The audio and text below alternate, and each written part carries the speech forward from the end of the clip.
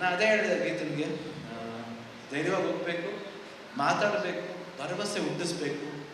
ಯಾಕಂದ್ರೆ ಎಲ್ಲ ಕೇಳ್ಬೋದು, ಏನು ಎಕ್ಸ್ಪೀರಿಯನ್ಸ್ ಇದೆ, ಏನು ಮಾಡ್ತಾರೆ? ಇಲ್ಲ, 38 ವರ್ಷ ಸಂಸಾರ ಮಾಡಿ ಅದಕ್ಕಿಂತ ಎಕ್ಸ್ಪೀರಿಯನ್ಸ್ ಬೇಕಾ?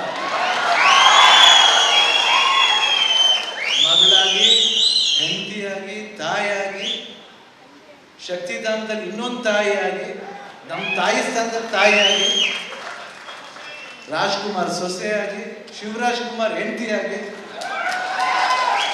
ಯಾಕಂದ್ರೆ ನನ್ನ ಕಂಟ್ರೋಲ್ ಮಾಡೋದು ಬಹಳ ಕಷ್ಟ, ಅದೊಂದು ಅವ್ರಿಗೆಲ್ಲ ಸಾಧ್ಯ ಇದೆ.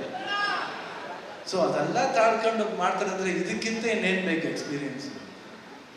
ಲೈಫೇ ಒಂದು ಎಕ್ಸ್ಪೀರಿಯನ್ಸ್. ತಾಳಿದ್ದಾರೆ ಯಾರು 58 ವರ್ಷ 59 ವರ್ಷ ಅವ್ರಿಗೆ ಗೊತ್ತು, ಜೀವನದಲ್ಲಿ ಸಾಕಷ್ಟು ನೋಡಿದ್ದಾರೆ. 38 ವರ್ಷ ನಾವು ಮದುವೆ ಆಗಿ ಇವತ್ತು ಸ್ಟ್ರಾಂಗ್ ಆಗಿದ್ದೀವಿ ಅಂದ್ರೆ ಅದೇ ಗುರು ಬಾಂಡ್.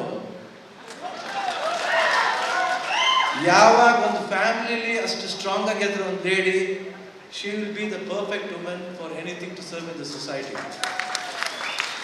ಅವ್ರಿಗೆ ಅದು ತಾಕತ್ತಿರುತ್ತೆ. ಯಾಕಂದ್ರೆ ಭೂಮ್ತಾಯಿ ಹೆಣ್ಣಿಗೆ ಹೋಲಿಸ್ತೀವಿ, ಇಡೀ ಭೂಮ್ತಾಯಿ ನಮ್ ಎಲ್ಲಾರ ಭಾರನೂ ಹೊರ್ತಾಳೆ.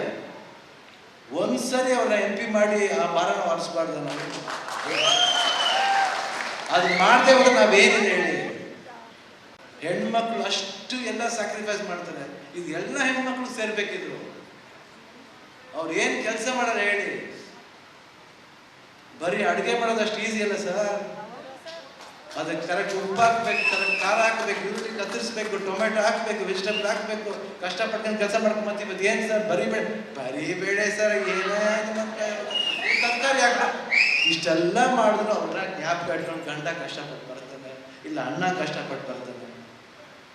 ಸೊ ಇಷ್ಟೆಲ್ಲ ಸಮಸ್ಯೆಗಳನ್ನ ಒಂದು ಹೆಣ್ಣು ಹೊರತಾಳಂದ್ರೆ ಖಂಡಿತ ಸೊಸೈಟಿಯ ಎಲ್ಲ ಸಮಸ್ಯೆಗಳು ಅವಳು ಬಲ್ಲರು. ಯಾಕೆಂದ್ರೆ ಭೂಮಿ ತಾಯಿಗೆ ಆ ಒಂದು ಭಾರ ಇದೆ, ಆ ಹೆಣ್ಣಿಗೆ ಆ ಒಂದು ತಾಕತ್ತಿದೆ. ಯಾಕಂದ್ರೆ ಇವತ್ತು ಮದುವೆ ಹೇಳಿದಾಗೆ ನಾವು ಗೀತೆನ ಮಳಿಗೆ ಹಾಕಿದ್ದೀವಿ. 100% ಈ ಸಲ ಅವ್ರನ್ನ ಖಂಡಿತ ಗೆಲ್ಲಿಸ್ತೀನಿ ಅನ್ನೋ ಭರವಸೆ ಇದೆ. ಯಾಕಂದ್ರೆ ಇವೆಲ್ಲ ಮಾತಾಡೋ ರೀತಿ ನೋಡಿದ್ರೆ ನಂಗೆ ಅದೇ ಅನ್ಸುತ್ತೆ.